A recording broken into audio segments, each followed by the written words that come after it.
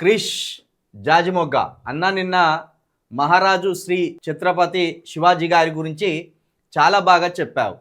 నిన్నటి నీ విశ్లేషణకి భారతరత్న ఇవ్వాలి. నీ అంత గొప్ప జర్నలిస్టు అసలు తెలంగాణలో లేడు. జై ప్రవీణ్ అన్న, జై జై ప్రవీణ్ అన్న. ఒక ఛత్రపతి శివాజీ విశ్లేషణకే భారతరత్న ఇవ్వాల, మరి విషయంగా పెడతాడు క్రిష్ జాజిమొగ్గ. కాకపోతే నిన్న ఛత్రపతి శివాజీ గురించి మనం చెప్పిన విషయాన్ని చాలామంది మిత్రులు అయితే, అందులో ఎక్కువగా మన గౌడ్స్ మిత్రులు ఫోన్ చేసారు నాకు.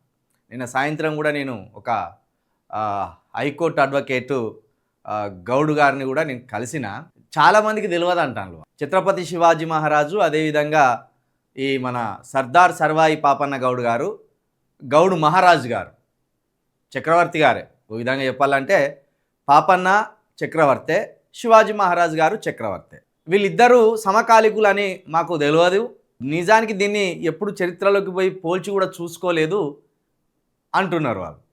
నేను మళ్ళీ అంటున్నా, శివాజీ మహారాజు గారైనా కనీసం పట్టాభిషేకం కోసం బ్రాహ్మణుల అనుమతి కోసం ఎదురు చూసిండు. అంటే తనకు పట్టాభిషేకం చేసేవారు ఎవరు లేరా అని ఎదురు చూసిన సందర్భంలో ఆఖరికి ఒక బ్రాహ్మణుడు వచ్చి శివాజీ మహారాజు గారికి పట్టాభిషేకం కోసం కాలి బొటన వేలుతోటి బొట్టు పెట్టి ఆయనకు పట్టాభిషేకం చేస్తాడు.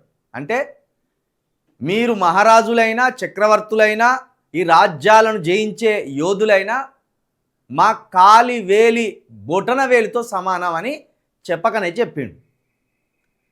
బ్రాహ్మణులంతా, ఆనాటి బ్రాహ్మణులంతా అసలు ఆయన పట్టాభిషేకం చేయడానికే నిరాకరిస్తే, ఒక బ్రాహ్మణుడు మాత్రం కాలి వేలి బొటన వేలితోటి బొట్టు పెట్టి తన బ్రాహ్మణవాద సిద్ధాంతాన్ని బలపరుచుకున్నాడు.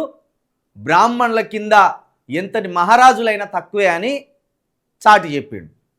కానీ సర్దార్ సర్వాయి పాపన్న గౌడ్ గారు ఏ బ్రాహ్మణుని కోసం ఎదురు చూడలే, తనకు తానే మహారాజునని ప్రకటించుకున్నాడు. అదే ఢిల్లీకి నేను శిస్తు కట్టను, కట్టబోను, ఏం చేసుకుంటారో చేసుకోరు అని కూడా సవాల్ విసిరిండు. కానీ మరి అలాంటి మహావీరుడు సర్దార్ సర్వాయి పాపన్న గౌడు మన తెలంగాణ ప్రాంతవాసి. సరే, మన తెలంగాణలోకి సహజంగానే ప్రేమ ఎక్కువ, ఎవరినైనా హక్కున చేర్చుకుంటారు, ఏ ప్రమాదాన్ని పసిగట్టరు, టక్కున బొల్తా పడతారు. బొల్తా పడ్డాక చలో మనం బొందల పడ్డామని గుర్తుప అందుకొని మళ్ళీ ఉరకాలని చూస్తారు. మనమేమంటున్నాం అంటే, బొందల పడకముందే, గుతుప అవసరం లేకముందే ప్రమాదాన్ని పసిగట్టి దొంగెవడో మనోడెవడో పోల్చి చూసుకొని ఏ వాదాన్ని ఎత్తుకోవాలనేది ఆలోచన చేయండి అని మనం చెప్తాను. స్వతహాగా శివాజీ మహారాజు గారి మీద ప్రేమ అభిమానాలు ఉంటే జయంతి రోజు కాస్త ఆ ప్రేమను తెలియపరచండి. అందులో పెద్దగా ఆశ్చర్యం ఏం లేదు, ఎవరికి బాధ లేదు. కానీ శివాజీ మహారాజు గారిని హిందుత్వ వీరుడు అని చెప్తూ అబద్ధాన్ని ప్రచారం చేస్తే మాత్రం అది మన రానున్న తరాలకు మనము ఒక చెడు ప్రచారాన్ని నిజమని చెప్పడం జరుగుతుంది. ఆయనే 100కు 100% లౌకికవాది, సెక్యులర్ చక్రవర్తి. ఆయన సర్దార్ సర్వాయి పాపన్న గౌడ్ కూడా సెక్యులర్ చక్రవర్తే, బహుజన చక్రవర్తి, మొట్టమొదటి బహుజన చక్రవర్తి సర్దార్ సర్వాయి పాపన్న గౌడ్.